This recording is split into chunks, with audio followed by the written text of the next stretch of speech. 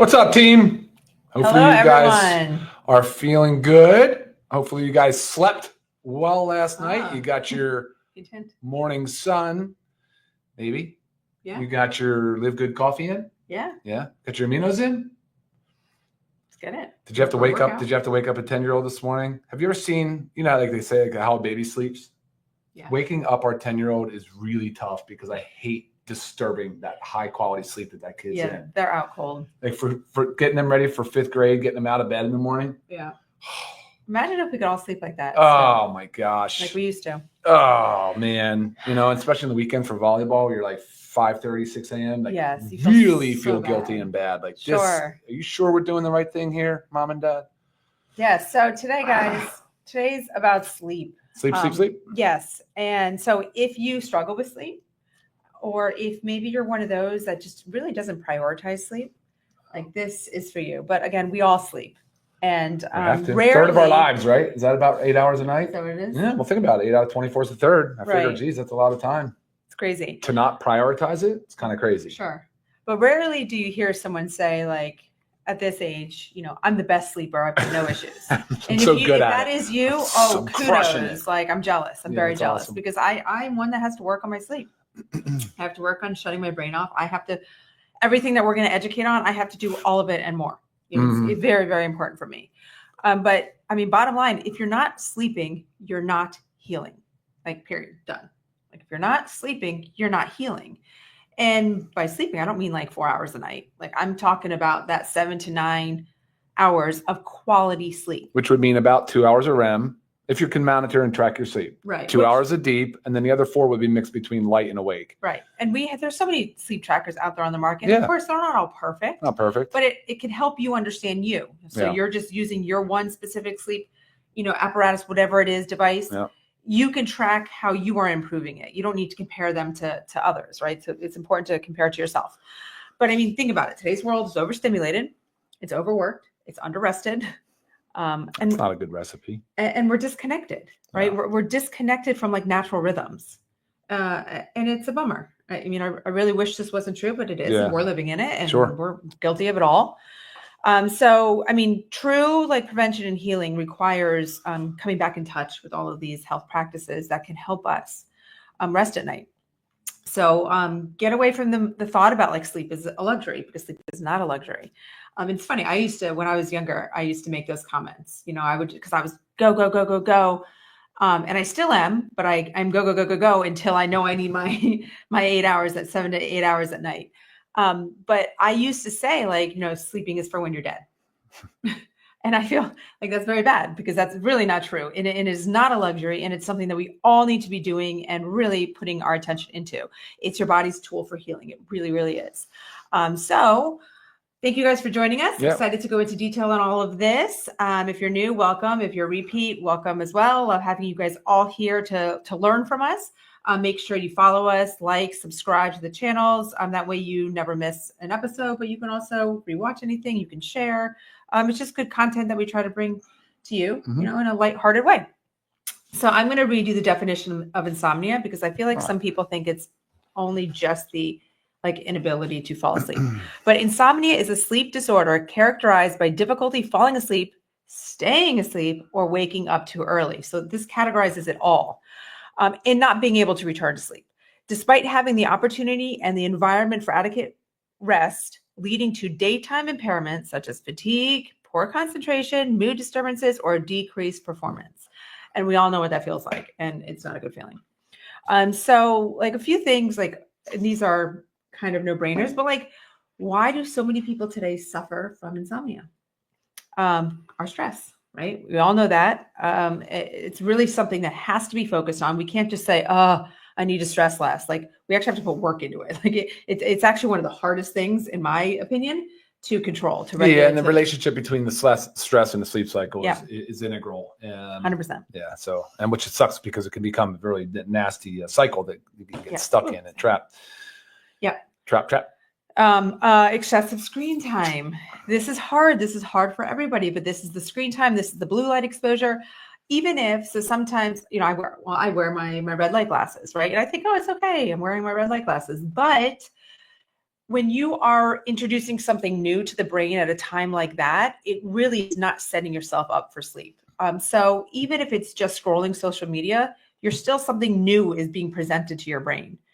So a new topic, something that somebody did, whatever it is, it's something new for you to have thoughts about when you're going to bed. So it's really not just about blocking that blue light. It really is the screen. It really is information. I was listening to a podcast by someone who was even talking about like he won't even read at night because, and I get that too, because I love books. Like I love to hold a book. So I read my book at night, but some of them are intense, they're historical fiction.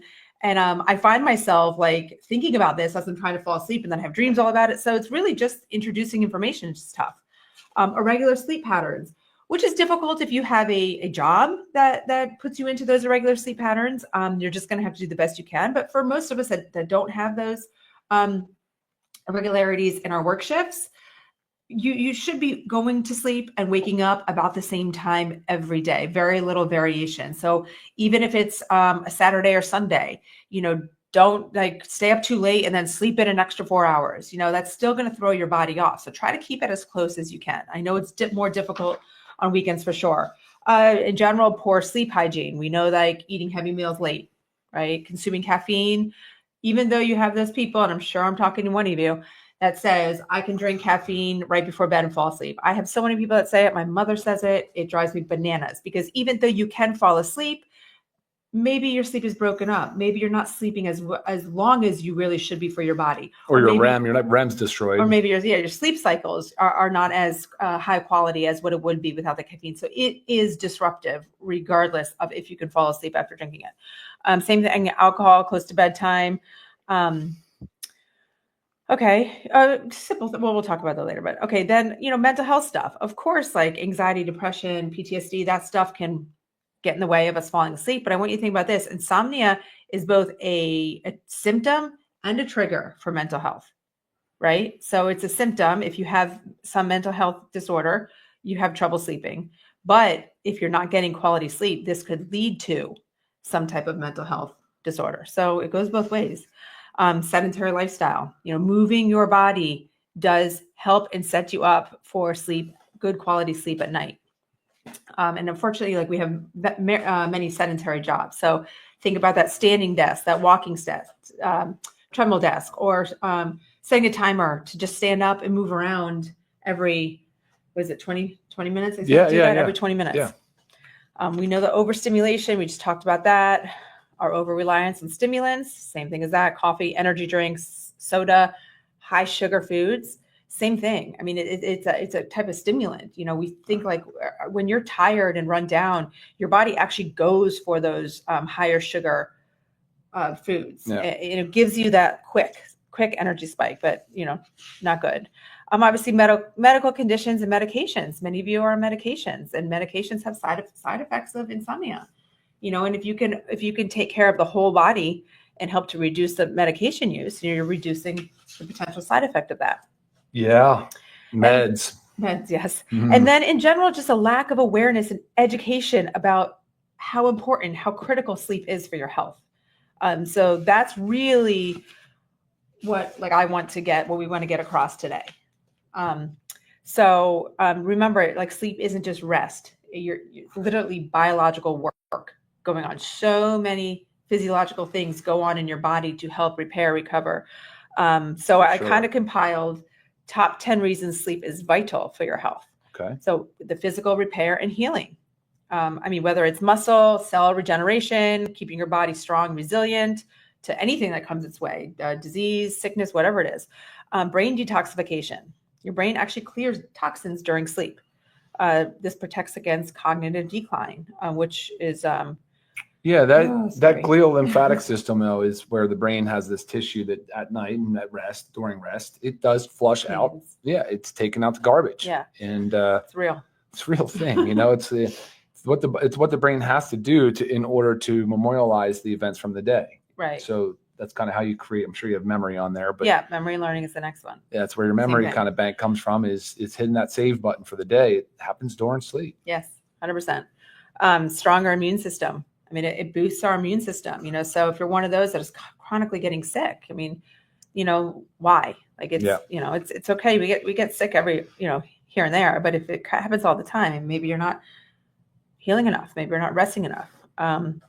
Helps balance hormones. So actually lack of sleep can cause hormone dysregulation. Yes. Especially Yes, certain things like stress hormones can really mess up your blood sugar. Yes. So all these things that's exactly right. Cortisol being the main stress hormone, but insulin being the peptide or the hormone that's involved in controlling blood sugar, all of them get out of whack. Right. And you want to talk about like other hormones, and with the aging process, talk about sex hormones, the testosterone, the estrogen, the progesterone, right. There's just so many things that go on. That cycle is very active while we're sleeping. And everybody just goes for that like straight fix. Oh, my testosterone is low. So therefore I must just need to supplement with testosterone. Yeah. Well, let's take steps back and let's take care of everything else first and see what happens. It's really important. This is your body works together as one, right? We are not how doctors were trained at the very beginning. They were trained in little, almost like your body was separate parts, right? You Silos. Have just your cardiologist, and you have just your nephrologist, and each one had its own part, but we are a whole. Everything works together. So we need to always remember that. Sleep also has heart protection. It lowers blood pressure, regulates heart rate, reduces your risk of heart disease and stroke just by getting sleep. Guys, sleep is free. It's free. Takes some work sometimes, so it's free. Emotional stability. We know when we haven't slept. Gosh, you see with your children. We know when our children have not slept. I think our 12-year-old was an emotional basket case on Saturdays because she didn't get good quality sleep because she had to share a bed with her sister, and she wasn't happy about it. Are you still there? Yeah, I think so. Just like blanked out. Yeah, they did black out. Healthy weight management controls your appetite, controls your metabolism, helps prevent cravings, reduce risk for chronic disease, and of course, longevity and vitality. Longevity and vitality, that is our goal, right? Our everyday goal. So leading into, we're eventually going to get to supplements. As you see, there's a lot here, and they're not all like sleep supplements, but we're going to go into this. I want to talk about certain nutrient deficiencies that contribute to insomnia. So again, this is taking steps back. You're having trouble sleeping. Let's go back. And let's not just go forward by, I'm going to go to the doctor and get a prescription for Ambien or whatever it is. We're not band-aiding it, right? We're trying to fix what's going on. So first we have magnesium deficiency. Low magnesium levels can lead to anxiety, restless leg, frequent nighttime waking, difficulty falling asleep. Just by big time. That's the biggest, most common one, the magnesium deficiency for sure. Yeah. Especially when you look at drug-induced nutrient depletion. Magnesium is probably number one, right? The blood pressure meds, all these different meds. There's a lot of meds that cause magnesium deficiency. So see how it all ties together? Yeah, see how it all ties together. It's crazy. You go on one of these meds, doctor doesn't tell you you're going to need to supplement with magnesium. The next thing you know, you're feeling anxious, you're feeling restless, you feel all these different things. And then you're like, and then doctor, maybe you need another medication to help with that. And you're like, whoa, wait a minute. Your root cause was your magnesium issue. Right. So big time. See it all the time. That is like seriously probably one of the most clinically common issues I see for sure. Yep. And then you have your vitamin D. Okay. So vitamin D is involved in the regulation of your circadian rhythm, your sleep-wake cycle, and supports melatonin production. And we all know melatonin because many people go straight to melatonin, which melatonin is great. But again, taking step backs and really figure out what's going on. So a deficiency in vitamin D is disrupted sleep patterns, difficulty maintaining sleep. Yeah. Think about it. Vitamin D is manufactured by the body in response to sunlight, right? Mm-hmm. But when do you get sun? During the day. Mm-hmm. Yeah. It's setting up your body for the sleep-awake cycle. Yeah. It plays a pretty important role in that. Yeah. So the vitamin D. Yeah. And that's why also always say we recommend taking it, in the morning too, to help regulate the sleep-wake cycle. Mm-hmm. And then we have your B vitamins, specifically your B12 and your B9. Yeah. B9 is your folate. So these B vitamins play a role in sleep. Deficiencies lead to insomnia. So they actually work together. And they're water soluble and they're essential. So the body has to get them from food or supplement because you just don't manufacture them. So, there's a lot of demand in that category. So you need to be on top of your game there. I mean, like magnesium, though, if you exercise, right? If you have high stress, if you take certain medications, if you caffeine, certain alcohol, things like that can deplete the body of these vitamins and minerals. Sure. And, me personally, my doctor has me on a a lot of B vitamins. And this is also when we were looking at it, it was to help sleep, but I'm a poor methylator. We have the gene variant. I have the gene variant, which is more and more common. Like if you tested everybody, it'd be more common. Yes. Most people don't know if they have it or not. Exactly. It just means you can't methylate, so you want the B vitamins in methylated form, which we do. And you typically, and sometimes you need to take them in higher doses. That we have the B vitamins, the full B vitamin complex, and our multivitamins. So make sure you are taking that on a regular basis, right? The regular basis, consistent daily, is to maintain your levels, not to just take once a week. It's not going to do anything. Iron deficiency is very common for synthesis of dopamine. And many people, and I get this often, that, a lot of women don't feel like they need the iron because they're maybe postmenopausal, but that's not necessarily the case. Iron deficiency is more and more prevalent. So make sure you just know your numbers. Here's what I say it all the time. And this is a very simple blood test with your doctor. So just get it tested, see where you are. If you're on that low end, guys, that's low to deficient. We don't want to be on the low end. We want to be on the high end. Yeah. And don't forget, you said it's a precursor more for what now? You said it was required for the dopamine. Synthesis. Yeah. I think about it as heme too, right? So the oxygen carrying capacity of the blood, the red blood cell, iron is needed for that. So often you'll feel like, you're just not getting proper adequate amount of, say, like nutrients and oxygen delivered to your tissues. Right. See that in iron deficiency a lot. Sure.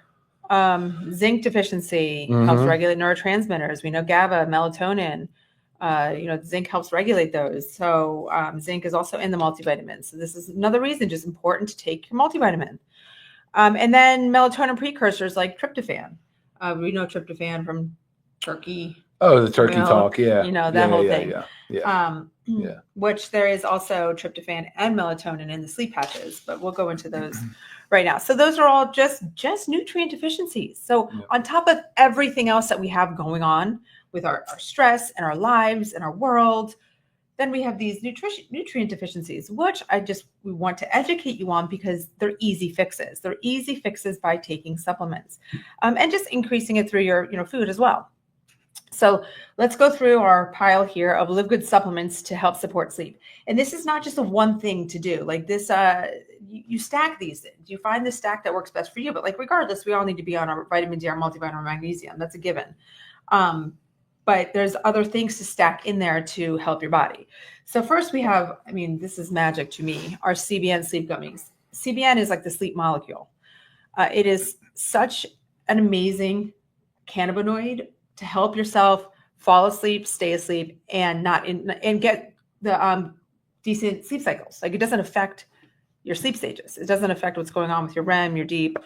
Really, really good. I love mine. I'm so happy we brought this product out here. And of course, I stack with, most of all this. And this is not like just taking it at night to help us sleep, right? You take it all day. Again, this is to eliminate nutrient deficiencies or prevent them. We do have our sleep patches.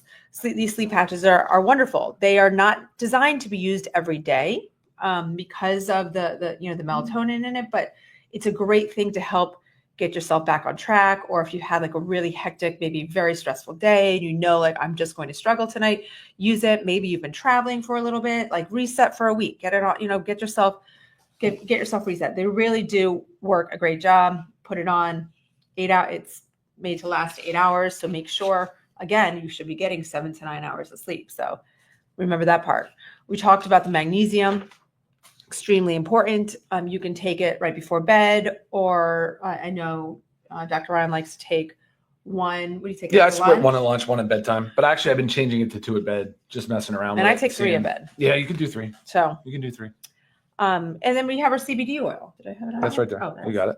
Okay, our organic CBD oil, not to mention. Yeah. CBD oil is great to be used any time of day, but again, this is not like a Band-Aid, right? Cannabinoids, CBD, CBN, they're not Band-Aids. We have an endocannabinoid system, so it goes out of whack as well. So we need to make sure we're using it. So they can be combined together, these two. I take my CBD oil shortly after dinner, and then I take my sleep gummies an hour before bed, or 30-ish minutes. Okay, super greens, which maybe we don't necessarily think of that because there's so many things in here that benefit you.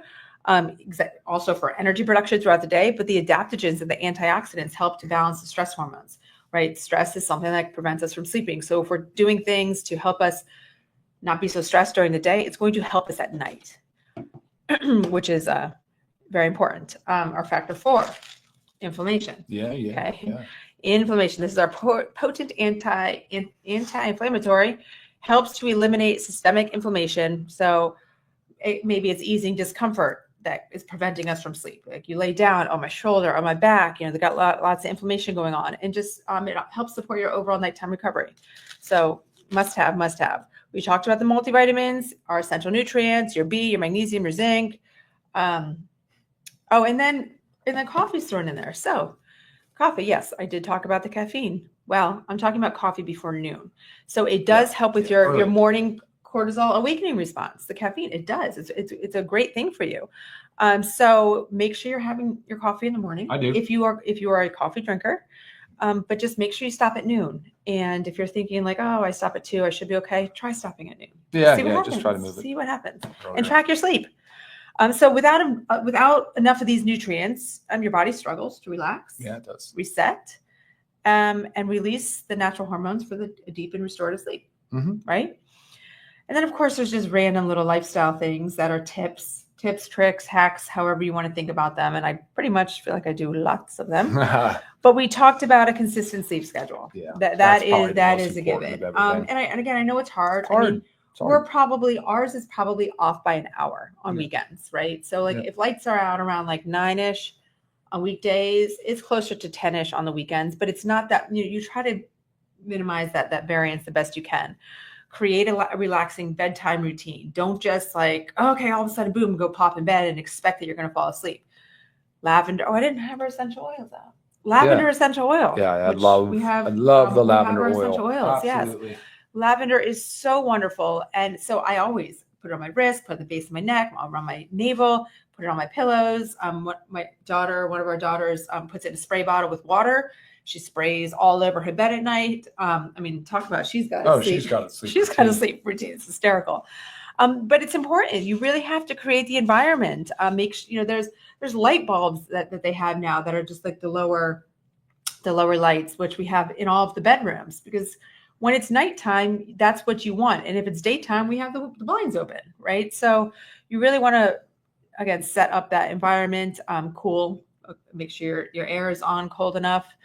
Quiet, blackout curtains, eye mask, earplugs. Trust me, I do it all. We talked about limiting screen exposure.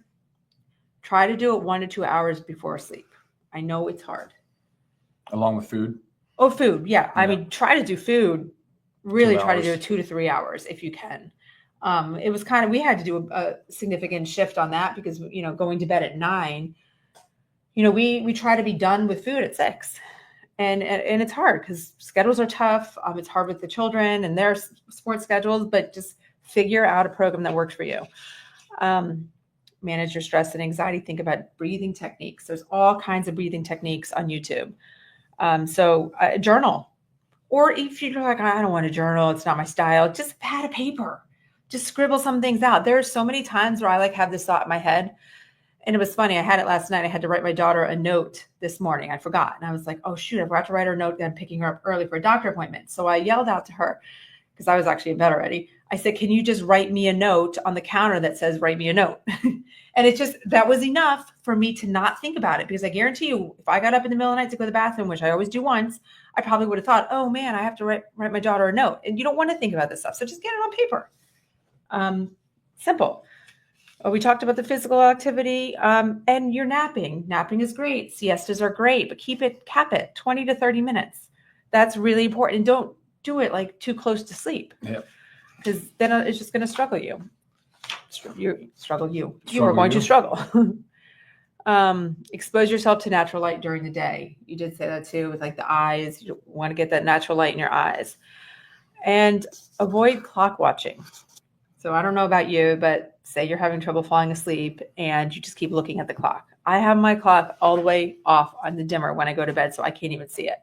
I don't even want, as much as I want to know what time it is when I get up to go to the bathroom, it'll mess with your head because then you're counting how many more hours you have left to sleep. And trust me, just do it. Just do it. Just do it.